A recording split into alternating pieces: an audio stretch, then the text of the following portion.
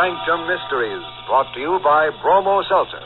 Fight, headache, 3 ways. Bromo Seltzer, Bromo Seltzer, Bromo Seltzer, Bromo Seltzer, Bromo Seltzer.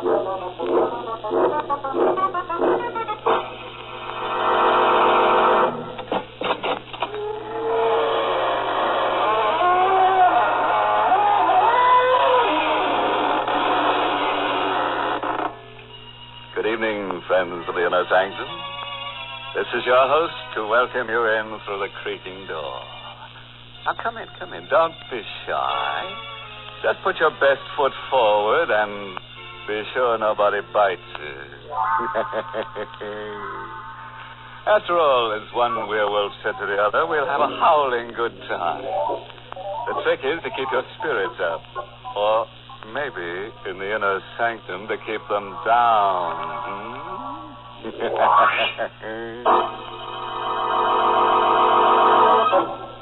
Tonight's Inner Sanctum Mystery, Death's Old Sweet Song, is an original radio drama written by Lou Vittis and stars Mercedes McCambridge in the role of Peg, and is presented by the Emerson Drug Company of Baltimore, Maryland, whose registered pharmacists compound that speedy, refreshing headache help in the familiar blue bottle, Bromo Seltzer.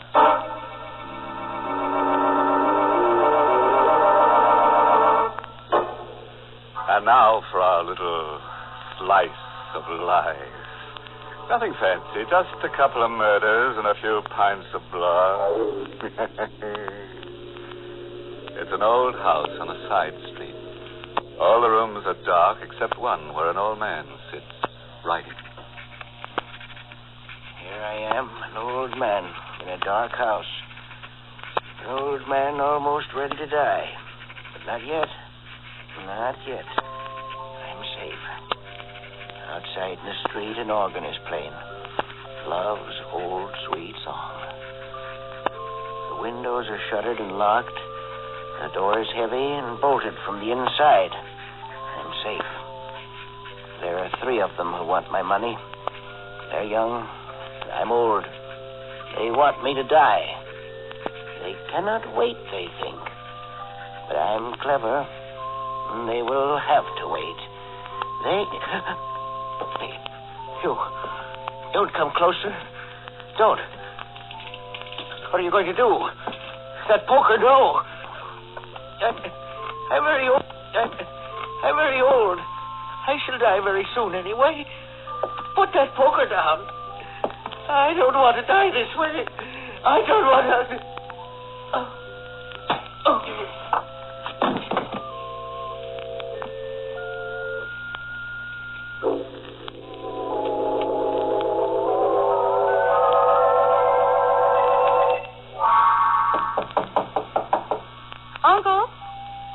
Uncle Pete? Uncle Pete, it's me, Peg. Uncle Pete? Oh, it's open. Uncle Pete, where are you? Uncle Pete? Oh, no. No.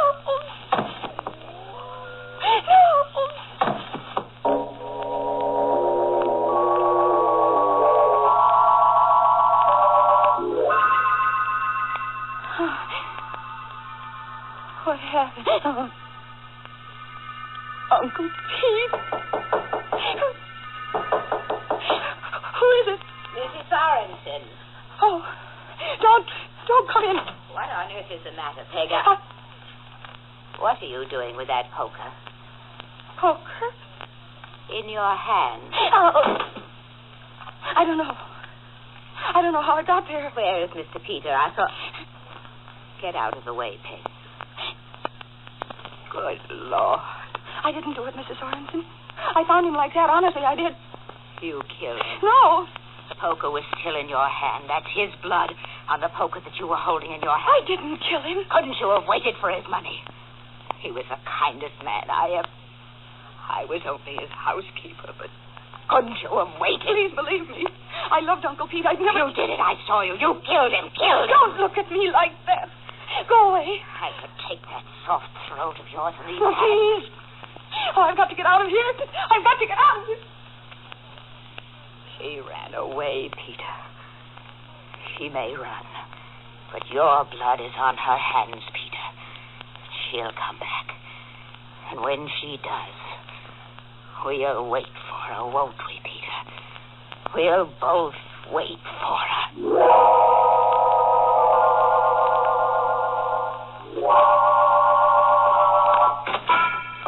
Yes, ma'am? The phone, please. Phone booth over at the other end. Oh, thanks. W. H. 7 3 2 7. Hurry. Hello? John? Yes. Who? This is Peg. Oh, hello, Peg. John, Uncle Pete. What about him? He's dead. Wonderful. Now, you and I and Cousin Simon have a lot of money. Very wonderful. John, he... Are you stuttering with joy, Peg? He was murdered. He was... Oh, I see. Not so good. I was in the house with him. Mrs. Sorensen thinks I killed him. Well, I admit the temptation may have been strong, but you really shouldn't have. You'd better get in touch with dear Simon.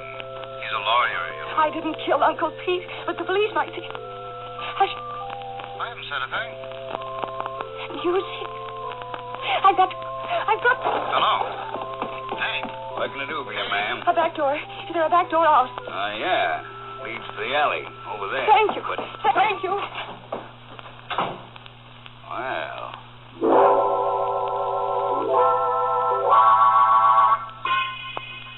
Yes? Oh, I didn't notice you. This is the apartment house where Simon Prentice lives, isn't it? Are you going visiting at this hour? Yes, I'm his cousin. At 2 o'clock in the morning. I am his cousin. Now, will you please announce me? I could lose my job. Mr. Prentice is a very irritable man. I've got to see him. Simon won't mind if I do. Simon? Well, all right. His apartment is 6C. The elevator is over there. Thank you.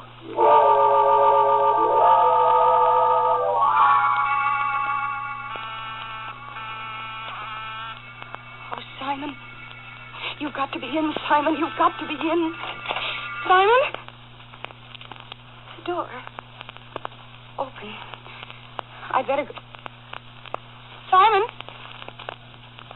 The living room, maybe. Oh, Simon, you're here. I thought you... Why didn't you answer the door? My dear, if I got out of this chair, I'd be dead before I walked 2 steps. Simon, what's the matter? Matter is a thin knife between my ribs.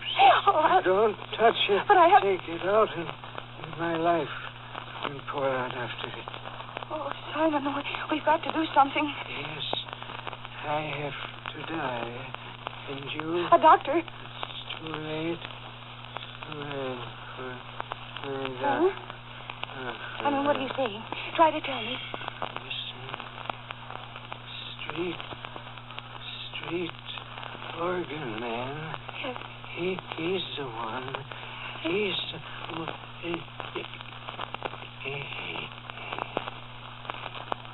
Simon? Simon!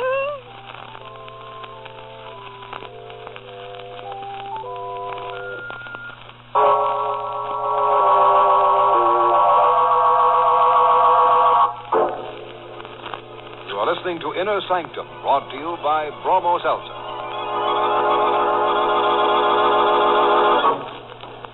Misery likes company. I don't know who first said it, but I wonder if he was a Bromo Seltzer user. He or she might have been thinking of how the misery of a headache may be found in the company of a stomach upset and a case of jangled nerves. Now, I just bet the person who thought out that phrase was a Bromo Seltzer user, Mr. Weiss. Gee, he must have known about Bromo Seltzer being the answer to the triple trouble of a headache. I think so, too, Ellen. You see, friends, a refreshing glass of speedy Bromo Seltzer helps relieve not only your headache itself, but the sick stomach and jittery nerves that may accompany an ordinary headache. That's the triple trouble Bromo Seltzer is so good for. Isn't this how the little rhyme about it goes, Mr. Weiss?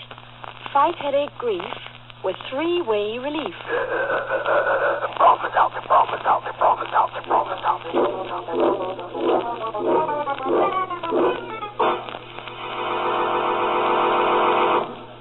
Now, let's see. Where were we the last Oh, yes, up in Simon Prentice's apartment, discovering that Simon would never renew his lease. You see, he'd shortly be moving into a rather smaller place, approximately 6 feet long. Yes, somebody had cut his requirements down with a long, thin knife in the back. And Peg, staring at his corpse, heard. Whereupon, being rather an active girl on this particular night, she grabbed the nearest exit and started down the street. But a cop at the corner suggested a detour into a handy lunchroom. Now, what'll it be, sister? Oh, could I have a sandwich? And coffee, please. What kind of sandwich? Any kind. I mean, How about turkey? Yes, of course. It's good. Want to hunk off this end? Yes, please. Hey, coming up. Thank you. Ah, there you are. Now get your coffee. Just heard Slim Savoy pounding those ivories. Just one moment. We've got a special police flash here. And Miss Margaret Flanders is wanted by the police. Oh, no. Your coffee, miss. Questioning in connection with the murder of Simon Prentice, whose body was discovered shortly after midnight at 49 Oak Grove Avenue. Hey, you know, that's right The near body was here. discovered by the dead man's Is it? Miss Flanders is 23, chestnut hair, hazel eyes, about 5'3". It sounds like a weighing good-looking babe. 107 pounds. Could almost be a Very description of ideal you, black sister. shoes. When last seen, she was wearing a tailored gray suit and gray hat. Ain't that funny, you're wearing a gray suit, ain't you? Look, I just remembered. I have to go. Right now. Here. Hey, hey, miss, you ain't... She was carrying a large leather handbag, black, with a gold clasp. Hey, that's the kind of bag that babe... Anyone seeing a woman... Boy, wouldn't that be a joke on me if that was the babe the cops was after and I was too dumb to recognize her, huh? Now we're Oh, wait a minute. Maybe I was too dumb. Where's that phone?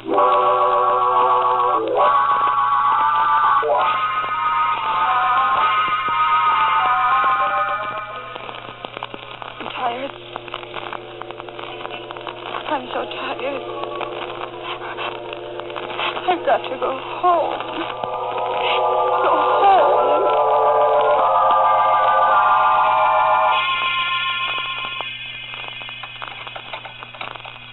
Oh, why doesn't the door open? Oh, I'm home. You've come back. Oh, Mrs. Sorensen, I didn't think you'd be here. I knew you'd come back. I got to rest. I got to sleep, please, Mrs. Sorensen. You've come back because his blood called you back. No. Then why are you here? The police are after me. There are police here. But at the front. I sneaked in through the back door, the one that no one knows about, the one we used as children. The Alabama door, we called it. Huh. And it isn't only the police. No. No. The murderer is after me, too. I know it. Who is? I don't know his name. I don't even know what he looks like, but... This doesn't sound very convincing. It does. He killed Cousin Simon, too. Did he? No, won't you let me sleep here without telling anybody? Come. Oh, thank you. I'll be so Be grateful. still. Come with me. We'll go here. Oh, but this is the room. Get in. All right. So dark. The dead need no light. You mean... Come here. No. Come here. All right. Don't touch me. They left him here for the night. They covered him so that his wounds wouldn't shriek loud. What are you going to... Oh, no, don't. You've seen him before. Don't. There. You can see him better now. Head. His face, I can't. You must. No, let go of my arms. Don't, you're hurting me. Look at him. I am. Anymore. I loved him too, Mrs. Thorpe. You wanted a place to rest? To sleep tonight? Yes, I did. I do. All right, you have one. Here? In this room? In this room. In this room. With him? He'll not molest you. No, I couldn't. You must. No, I'm going. Oh, Let me go. No, I can't stay here. I'm stronger than you. Shall I hit you again? You stay here tonight. When I was a child, my mother told me of a way they caught murderers years ago in the old country. They locked them in a room with the corpse of the one they had killed. Oh, no. And they left them there for 12 hours. 12 hours. And they opened the room and went inside and looked at the corpse. Oh, that's just an old wives' And tale. if the wounds of the corpse had bled, then the person in the room was guilty and had to die. Oh, but you can't believe that. You're young. You're pretty. A jury might let you off with a few years in prison. I was sure you had murdered Mr. Peter. I'd strangle you myself. But I'm not sure. Not entirely. For I have to be sure. No, you can't tell that way. I believe in the old. I believe in the old.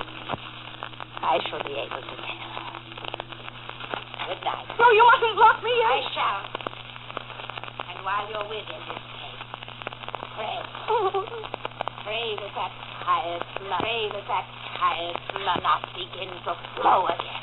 Mrs. Ironson! Mrs. Ironson!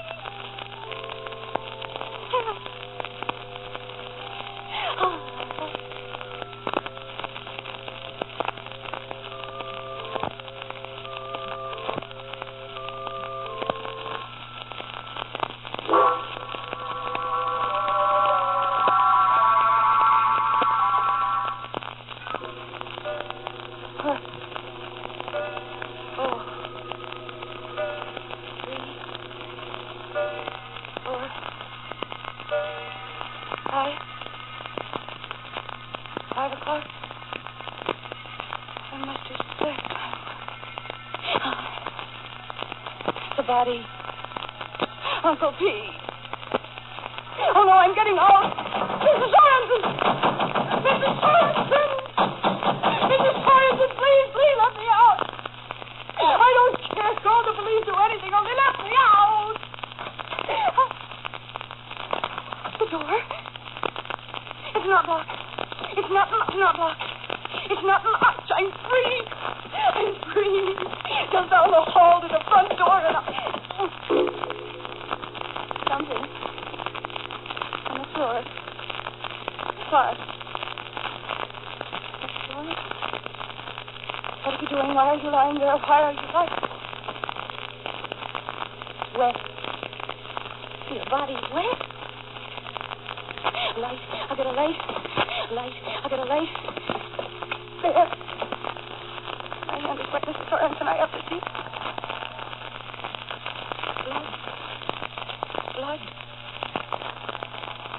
Blood on my hands, Mrs. Sorensen. But it's not Uncle Pete's blood. It's your blood, Mrs. Sorensen. Your blood.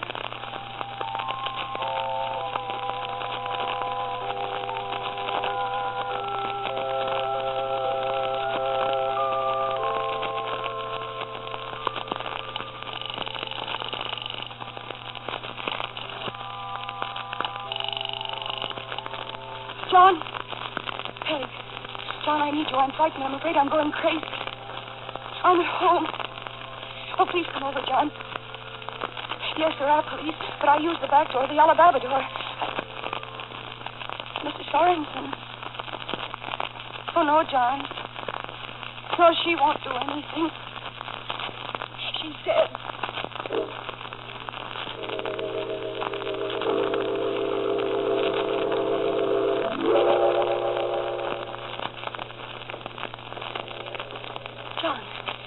Look me, John. John? No. It's a man. No. It's a man carrying a hand organ. He's coming here. I must... Yes, that lamp. Come in. No! I've got to get him inside the room.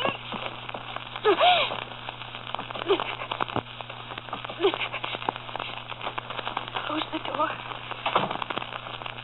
And wait. Oh, hurry, John. Hurry.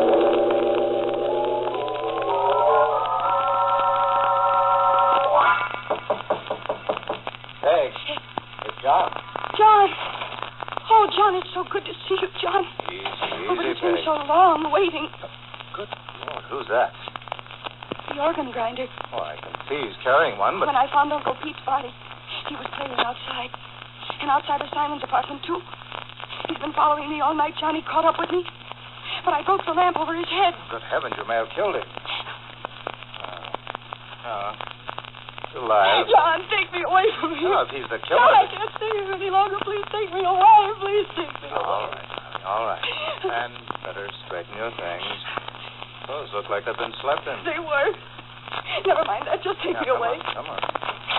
Oh, and John, the back way. I don't want the police. Well, all right.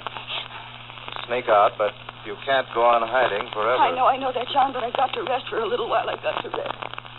Then you can take me to the police. I'll tell them everything. But first, John, I've got to rest. Rest.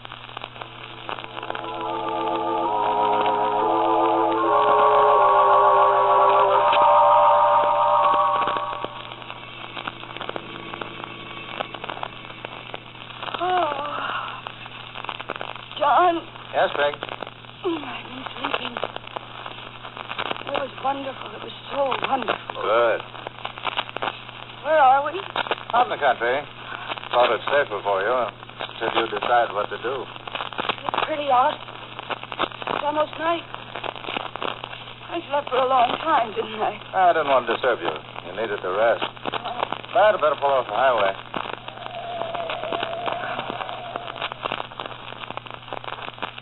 Now, Peg, you'll have to give yourself up to the police. But will they believe me? Well, of course they will. Well, I'm not so sure. I found Uncle Pete's body. I was with Simon when he died. They'll say I have a motive. I inherit a third of Uncle Pete's money. Well, for that matter, so do I. Motive isn't everything. Now, listen, Peg. However tough the case may look, you'll have to go back and face the music. Which reminds me, we know who killed Uncle Pete and Simon. I guess we do. But... You and I can both describe him. We saw him. I can both describe him. We saw him back at the house. Now, once you give the police that lead, our murderous friend will stop killing people to the tune of Love's Old Sweet Song. Oh. What's the matter, Peg? How did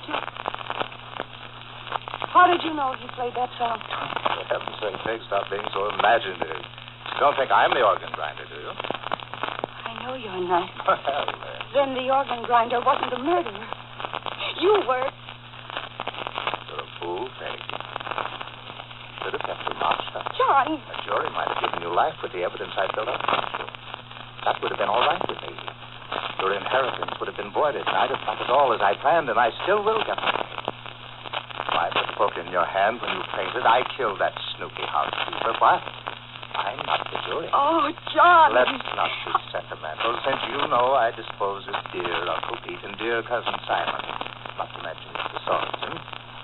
What else can I do? Oh, no, you wouldn't. Oh, but I would. No one knows I put you up at the house. As you remember, not only did we both sneak out the back way, the Alabama way, but I sneaked in the back way. No. I need the money, my dear. No. Get hands off my throat, John.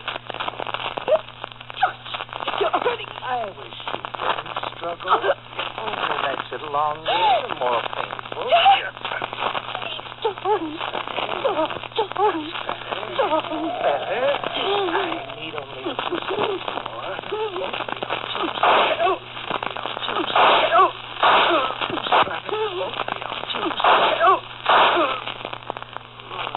Lucky Peg, who gets all the money. John. Who's it? Oh, the organ grinder. I had to shoot her. You all right, Miss Flanders? My throat hurts. You are the organ grinder. Well, in a manner of speaking, actually, I'm a detective. I was hired because your uncle was afraid he might be murdered, as he was. He hired me too late. John already had laid his plans and was putting them into operation before I barely got started. And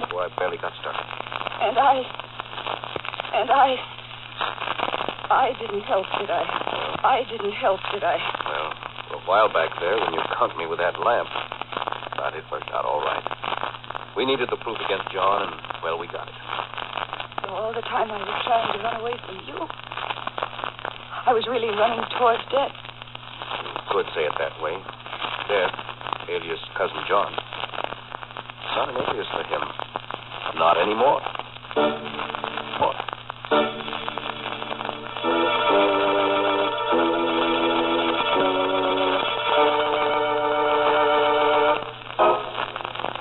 Oh, that Cousin John certainly was a card, wasn't he? Well, at least he had a very good poker hand. Ask Uncle Pete. Which reminds me, there's a question I want to ask Cousin John before they deposit him in that safest of all safe deposit vaults, the cemetery. Oh, the question? Well, if you remember, Uncle Pete was in a room whose windows were locked and shuttered and whose door was signed. How did Cousin John get in? Oh, sure. I can think of a few explanations. There was a secret passageway, or John was already hiding in the room when Uncle Pete locked himself in. But just suppose the answer might be Cousin John just walked through the door. Through the door.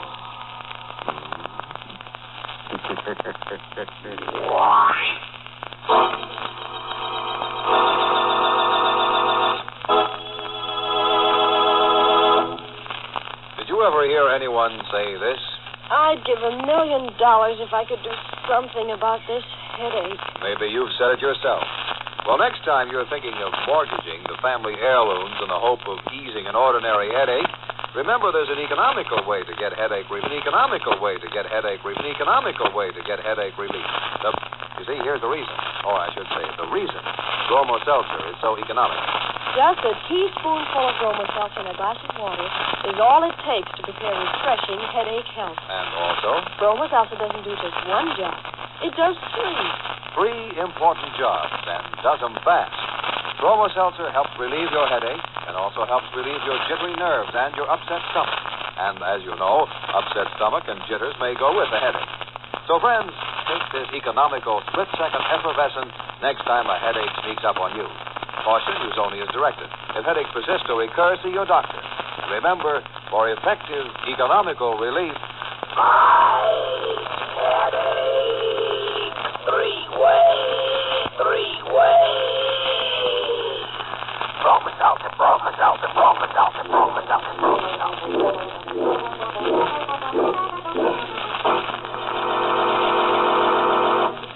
Oh, by the way, this month's Inner Sanctum Mystery novel is Widowmakers by Michael Blanchard. Now it's time to close the squeaking door until next week at this same time, when Bromo Seltzer brings you another Inner Sanctum Mystery, directed by Hyman Brown. Next week. Now, some people can take their dreams or leave them, but John Lane is stuck with it because he dreams about a knife. A sharp knife. Then some other people get stuck with the same knife, and a well-done mummy turns up in a limestone pit, and another. Does all this begin to sound like a nightmare? That's as it should be. Because the name of next week's Inner Sanctum Mystery is Nightmare. You'll be sure to listen, won't you? Until next Monday, then. Good night. Pleasant dreams.